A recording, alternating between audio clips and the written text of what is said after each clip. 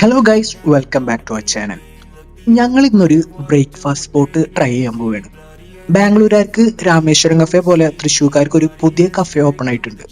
Shri Guruvayur tiffin, പക്ക vegetarian cafe.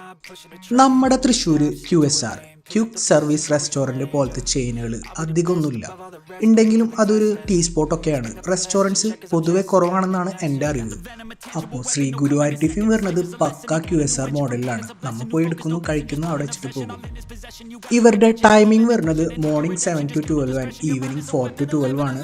മോർണിംഗിൽ പോയാലും evening പോയാലും ദോശയും ഇഡ്ഡലിയൊക്കെ നമുക്ക് കിട്ടും.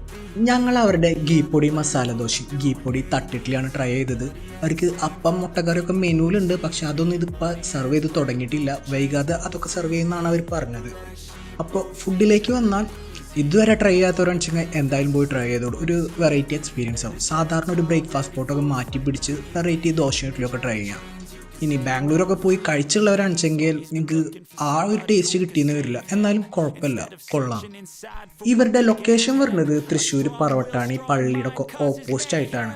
ശരിക്കും ഇവർ ഗുരുവായൂർ ഈ ഷോപ്പ് ഓപ്പൺ ചെയ്യാന്ന് വെച്ച് കഴിഞ്ഞാൽ ഭയങ്കര ഹിറ്റായിരുന്നു. കാരണം ഇവരുടെ പേരിലും ഗുരുവായൂരുന്നുണ്ട്. ഗുരുവായൂർ ശ്രീ ഗുരുവായൂർ ടിഫിൻ ഓപ്പൺ ചെയ്തു എന്നൊക്കെ പറയുമ്പോൾ ഒരു രസമുണ്ട്.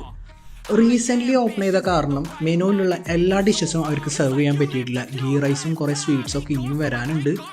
ഫുഡൊക്കെ ഒരു ഓക്കെ ആയിരുന്നെങ്കിലും എനിക്ക് അവരുടെ ചായ കുറച്ച് ബാഡായിട്ട് തോന്നി. ആ ഒരു സജഷൻ മാത്രമേ എനിക്കുള്ളൂ. ചായ കുറച്ചുകൂടി ബെറ്റർ ആക്കാറുണ്ട്. പ്രത്യേകിച്ച് നമ്മുടെ നാട്ടിലൊക്കെ ചായ കുടിക്കുമ്പോൾ നല്ല ചായ വെച്ചെങ്കിൽ എന്തായാലും ആൾക്കാർ മേടിച്ച് കുടിക്കും. ഈ ഒരു ചായ കുടിക്കുമ്പോൾ ആ ഒരു വൈബോ ഫീലോ ഒന്നും കിട്ടണില്ല.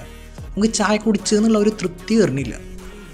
അപ്പോൾ നിങ്ങൾ തൃശ്ശൂർ വരുമ്പോൾ എന്തായാലും ഒന്ന് പോയി ട്രൈ ചെയ്തോളൂ എന്ന് പറഞ്ഞുകൊണ്ട് ബൈ.